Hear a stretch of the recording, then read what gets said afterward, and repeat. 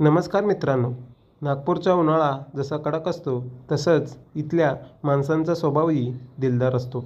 नागपूरच्या एका IT कंपनीत काम करणारा रोहन दिसायला स्मार्ट, बोलताना हुशार आणि मनाने एकदम स्वच्छ. रोहनच्या सर्वात जवळचा मित्र म्हणजेच अमित. अमित आणि रोहनची मैत्री म्हणजे अगदी जय-वीरूसारखी. एका दिवशी अमितने रोहनला सांगितलं, "अरे रोहन, माझी छोटी बहीण रिद्धी मेडिकलच्या शिक्षणासाठी नागपूरला येते. तिला हॉस्टेलवर सोडायला आणि थोडं मदत करायला तू माझ्यासोबत ये." रोहनने होकार दिला.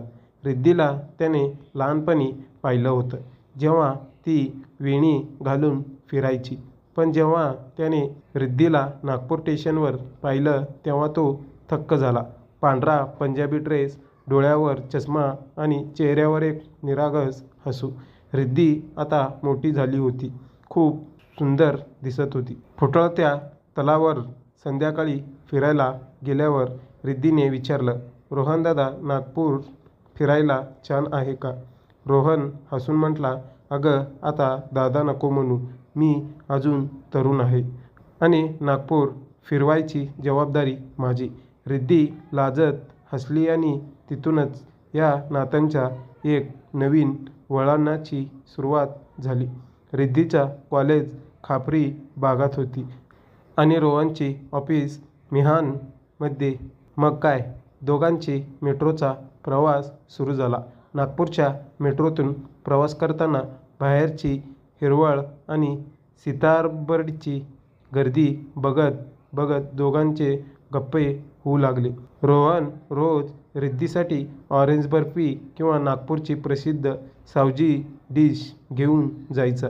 रिद्धीला रोहनचा स्वभाव खूप आवडायला लागलं होतं. तो तिचा काळजी एक मोठा भाऊसारखी नाहीतर एका सख्ख्या जोडीदारासारखी घेत होता. एका दिवशी मेट्रोमध्ये खूप गर्दी होती. अचानक ब्रेक लागल्यामुळे रिद्धीचा तोल गेला आणि ती थेट रोहनच्या मिठीत शिरली.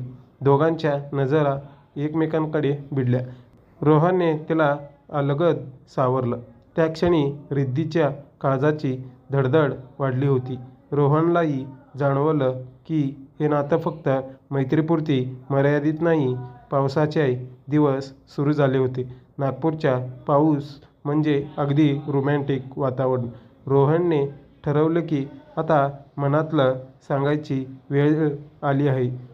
त्याने रिद्धीला अंबाझरी बागेत भेटायला बोलावलं. पावसाच्या हलक्या सरी कोसळत होते. रोहनने रिद्धीच्या हातात हात घेतला.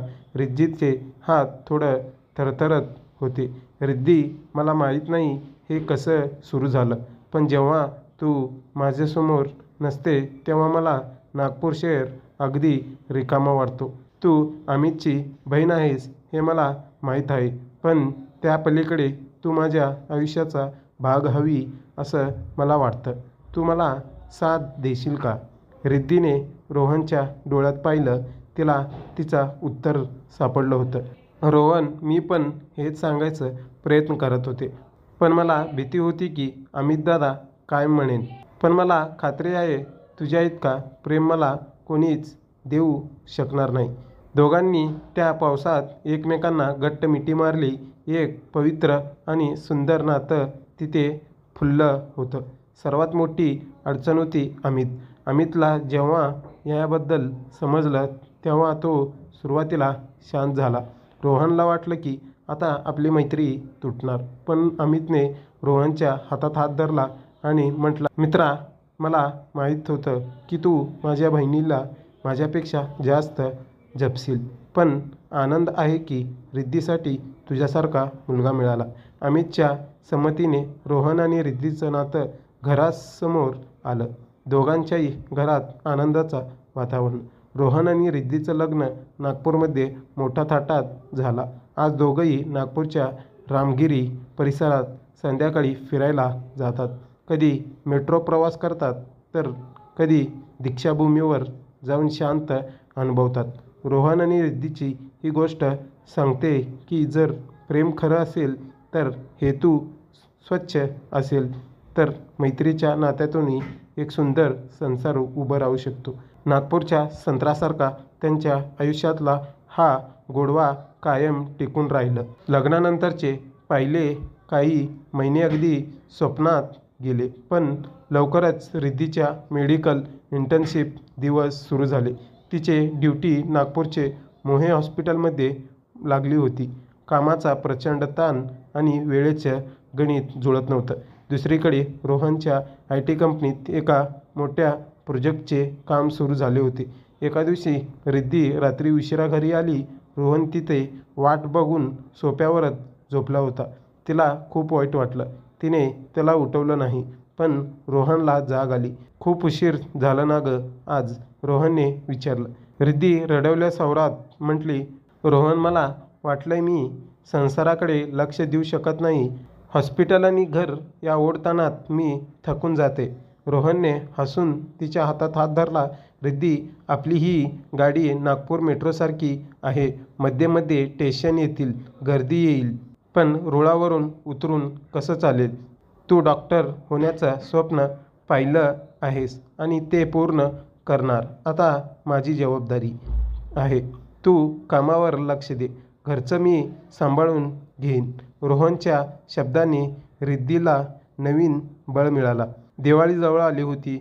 नागपूरची सीताबर्डी बाजारपेठात रोषणाईने उजळून निघाली होती. रोहनने ठरवलं की रिद्धीसाठी काहीतरी खास करायचं. त्याने तिला सांगितलं की आज आपण खरेदीला जाऊया. गर्दीतून वाट काढत असताना रोहनने रिद्धीला एका सोन्याच्या दागिनीच्या दुकानात नेला. त्याने तिच्यासाठी एक सुंदर सोन्याचा फौडाट घेतला होता, ज्यावर R&R रोहन आणि रिद्धी असं कोरलं होतं. हे कशासाठी? रिद्धीने आश्चर्याने विचारलं. हे तुझ्या या जिद्दीसाठी, ज्या जिद्दीने तुझं शिक्षण आणि आपला संसार दोन्ही सांभाळलंस, रोहन म्हटला. रिद्धीच्या डोळ्यात आनंदाश्रू आले. त्या गर्दीतही त्यांना फक्त एकमेकांचा साहवास जाणवत होतं. काही वर्षानंतर रिद्धी आता नागपूरमध्ये एका प्रसिद्ध डॉक्टर झाली होती. तिने स्वतःचं एक छोटं क्लिनिक सुरू केली होती. रोहनने आपल्या IT क्षेत्रातील अनुभवाचा वापर करून रिद्धीच्या क्लिनिकसाठी एक विशेष ॲप बनवला होता, ज्यामुळे रुग्णांना खूप सोय झाली. त्यांच्या कष्टाचं फळ मिळालं होतं. आता त्यांच्या आयुष्यात एक छोटं पाहुणंही आलं होतं, त्याचा मुलगा आर्यन. एका दिवशी सुट्टीत अमित, रोहनच्या मित्र आणि रिद्धीचा भाऊ त्यांच्या घरी आले होते. काय रे रोहन, तू तर माझ्या बहिणीला माझ्यापेक्षाही जास्त लाडात ठेवलास, अमित गमतीने म्हटला. रोहन हसून म्हटला, मित्रा, तू मला तुझी सर्वात मौल्यवान गोष्टी सोपवली होतीस. ती जपून ठेवणं माझं कर्तव्य होतं ना. आजही नागपूरच्या फुटाळा तलावावर संध्याकाळच्या वेळी म्युझिकल फाउंटन सुरू असताना रोहन आणि रिद्धी तिथे बसलेले असतात. त्यांच्या हातात संत्रा बर्फीचा बॉक्स असतो आणि मनात एकमेकांबद्दलच्या नागपूरच्या त्या उष्ण हवेत त्यांचा नातं थंडावा कायम आहे. त्यांनी सिद्ध केलं की जेव्हा मित्र तुझा जोडीदार होतो आणि भाऊ तुझ्या सर्वात मोठा पाठिंबा, तेव्हा आयुष्याची कोणतीही अडचण मोठी वाटत नाही. मुंबईच्या वेगापेक्षा नागपूरच्या वातावरणात या मैत्रीची म्हणजेच रोहनची कथा एक आदर्श प्रेमगत म्हणून आजही त्याच्या मित्रमंडळीत सांगितले जाते. मैत्रीची नात्यातून सुरू झालेली ही वाट आता प्रेमाच्या मार्गावर सुसाट धावत आहे. धन्यवाद. ही कथा आवडली असेल तर लाईक करा आणि चॅनलला सबस्क्राईब नक्की करा. जय महाराष्ट्र.